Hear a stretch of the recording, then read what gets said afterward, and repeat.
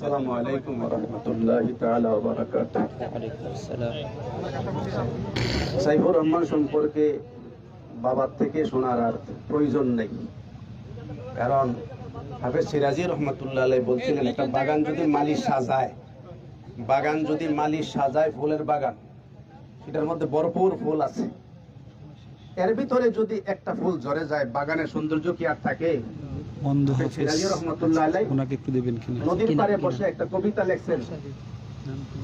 কবিতা লেখছেন।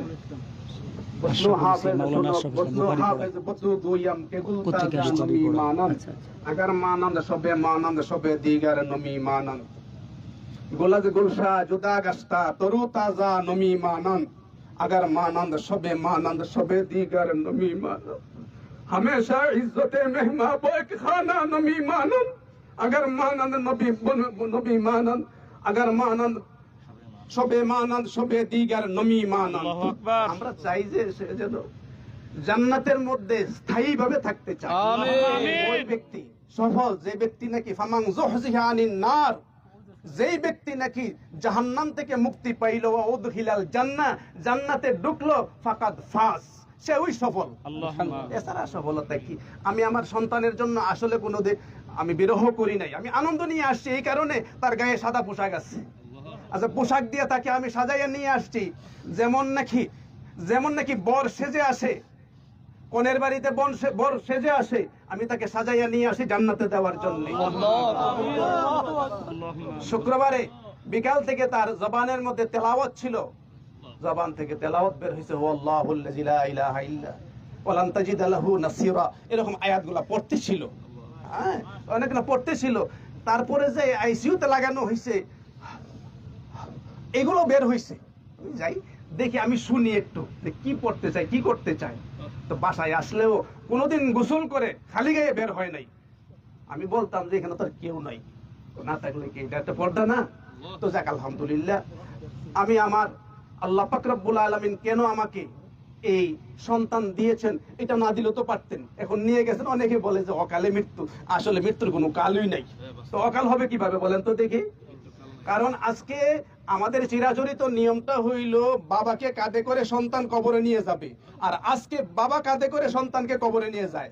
এটা একটা বিরহ থাকতেই পারে, মনের ভিতরে একটা আঘাত আছেই, থাকলেই হবে কি? আমি তার জন্য দোয়া করছি, 2 রাকাত নামাজও পড়ছি।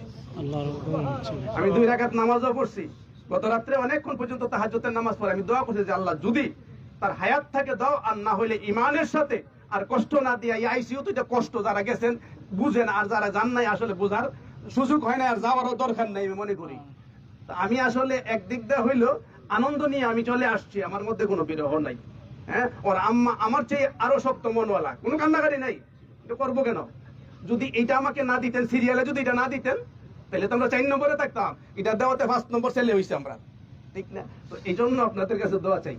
আমি হাসি মুখে কিন্তু আসলে সারাটা ঢাকা থেকে আমি পর্যন্ত আসছি। বাইতুল মুকাররমের সন্তানটা, জোহরের পরে নামাজের কথা ছিল, আসরের পরে হয়েছে, হাজার হাজার ছাত্ররা এখানে কমান করতেছে যে আমরা আসরের পরে দেন, আমরা আসতেছি, আমরা সাইফুর রহমানকে আমরা অত্যন্ত ভালোবাসি, দেখা না হইলেও আমরা জানাজায় যেন শামিল হইতে পারি। এই জন্য এরপরে মহিউদ্দিন বানি সাহেব যাওয়ার পরে জোহরের নামাজ পড়ে ওনার কামরায় ঢুকছি, পরে হযরত আপনি খাওয়া দাওয়া করেন আগে, স্পেশাল ভাবে ওনার রুমে আমাকে নিয়ে এসে বলেন আপনি একটু আরাম করতে থাকেন, সারাদিন তো আরাম নাই, কয়েকদিন যাবত ওনার এখানে আমি আসর পর্যন্ত আরাম করছি, খাওয়া দাওয়া করে হাসি মুখে ওনার সাথে। এটাই আমাদের ওলামায়ে কেরামের শান থাকার দরকার। কান্না করবো কেন? দোয়া না করবো, কিন্তু আমাদের সমাজে যেন কান্না না হয়, দোয়া করি আল্লাহ পাক রব্বুল আলামিন আমাদের গ্রামে যারা আজকে শহীদ আছে সকলকে যেন জান্নাতের আলা মাকাম দান করে।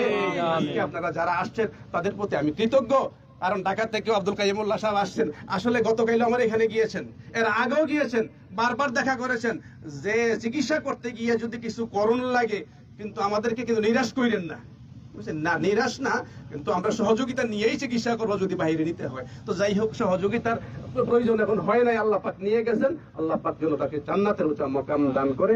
আমার মনের আশা, কারণ যেহেতু গুনাহ টুনা করছে না, আমি চোখে দেখি না, উস্তাদরাও বলতেছে, সেটা ডাইরেক্ট জান্নাতে যাওয়ার একটা মানে মনে হয় যে উপযুক্ত এক ব্যক্তি, অবশ্যই সে সফলতা অর্জন করবে। আল্লাহ সকলকে তৌফিক দান করুক। আমার